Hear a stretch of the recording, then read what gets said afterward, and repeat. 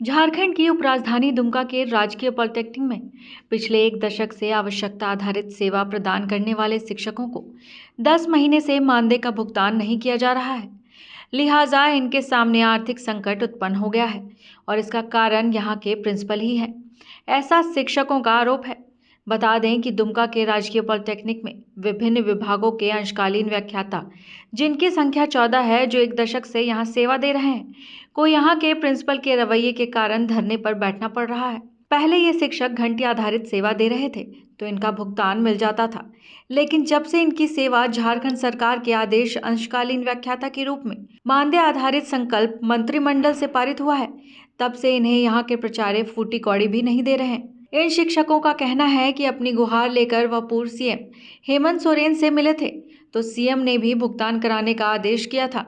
इसके अलावा सरकार के अवर सचिव स्तर से भी आदेश पारित किया गया है, लेकिन प्रिंसिपल की मनमानी के कारण अब तक भुगतान नहीं हुआ है। प्रिंसिपल का कहना है कि सीएम तो जेल चले गए, अब तुम्हारी कौन सुनेगा। 10 महीना से कोई पेमेंट नहीं मिल रहा है और संकल्प आया हुआ है कि जितना हम लोग का हो रहा है हम लोग को दिया जाए, और हम लोग कंटिन्यूसली प्रिंसिपल के पास जा रहे हैं और बोले जा रहे हैं कि काइंडली पे आवर मनी, बट वो कर कुछ नहीं रहे हैं। डिले पे डिले हो जा रहा है और he is trying to mentally torture us sir very much, like every day we are going to him.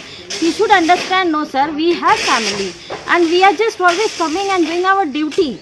Every day we are making our attendance and students are really very good with us. So why is he doing like this to us?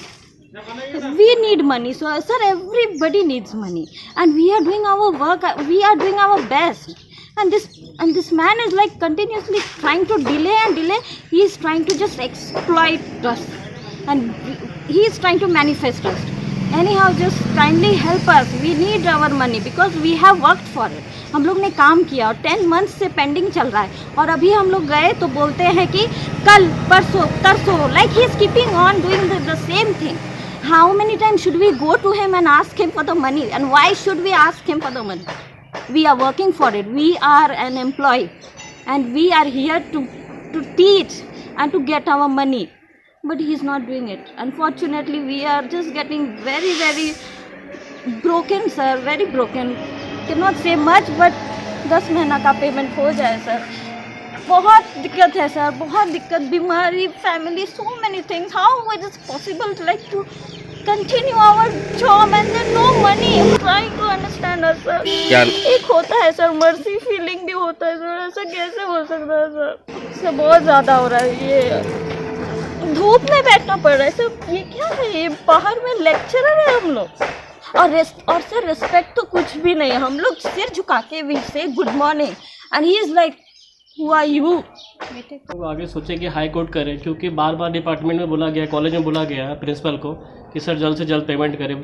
इससे संबंधित हम लोग बार बार letter भी दिए पर कोई कार्रवाई नहीं किया गया है. 10 महीने से हम लोग ऐसे ही रह रहे हैं, कुछ पेमेंट नहीं, कुछ नहीं. घर की स्थिति खराब पर दिन के दिन खराब होती जा रही है. यहाँ तक कि हम लोग सीएम सर से भी मिले थे, माननीय मुख्यमंत्री, पूर्व मुख्यमंत्री हेमंत सोरेन सर से. तो उनके सामने ये हम लोग रखे थे. तो प्रिंसिपल सर को बुलाया गया. तो प्रिंसिपल सर बोलते कि नहीं है, हम पेमेंट नहीं करेंगे. बात वहाँ हो गया आ गया, लेकिन यहाँ बोलते कि जो करना तुम लोग कर लो. तुम्हारा सीएम तो जेल चला गया, अब तुमको जो करना है करो. क्या कर सकते हैं? सीएम सर को ऐसे बोल सकते हैं तो फिर आगे क्या कर सकते हैं बताइए. प्रताड़ित कर रहा सर हम लोग को. उनका जो नेचर है शोषण करने का ही नेचर है. शुरू से ही शोषित होते आ रहे हैं हम लोग. शोषण करने का नेचर. कितने दिन से है ये प्रिंसिपल यहाँ पे? प्रिंसिपल तो अभी 4-5 महीने से ही है. 8 महीने लगभग हुए हैं उनका. 8 महीने लगभग हो गया है. पॉलिटेक्निक संस्थान में total 14 NBL need based lecture कार्यरत है और इनका मानदेय वृद्धि से रिलेटेड जो संकल्प है वो 10 मई 2023 को ही पारित हुआ है. तब से लेकर आज तक 10 महीना लगभग हो गया, अभी तक मानदेय का भुगतान नहीं किया गया.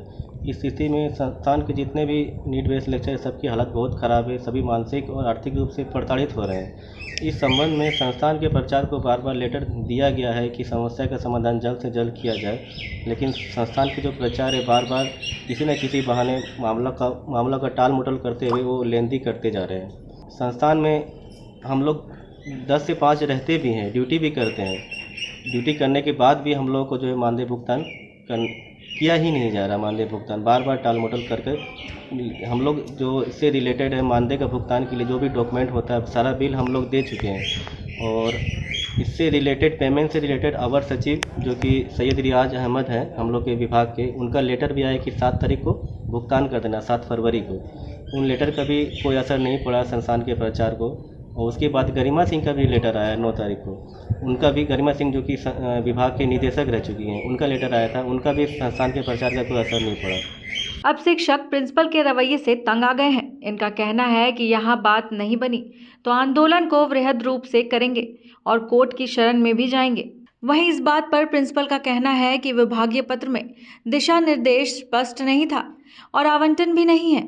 इनकी मांगों पर विचार किया जा रहा है। इनका भी पत्र प्राप्त हुआ है। पत्र को वेरिफिकेशन के लिए जो है सभी विभागीय प्रभारी को है जो सूचित कर दिया गया है। कल हो जाना चाहिए, जितना जल्दी शीघ्र हो जाएगा। इसके लिए दिन रात काम करना पड़ेगा, करेंगे। इसे सरकारी उदासीनता कहें या विभागीय लापरवाही, मामला चाहे जो भी हो, प्रिंसिपल की मनमानी साफ झलक रही है। ऐसे में शिक्षा देने वाले शिक्षक आर्थिक संकट से जूझने को मजबूर हैं, क्योंकि उनकी सुनने वाला कोई नहीं है।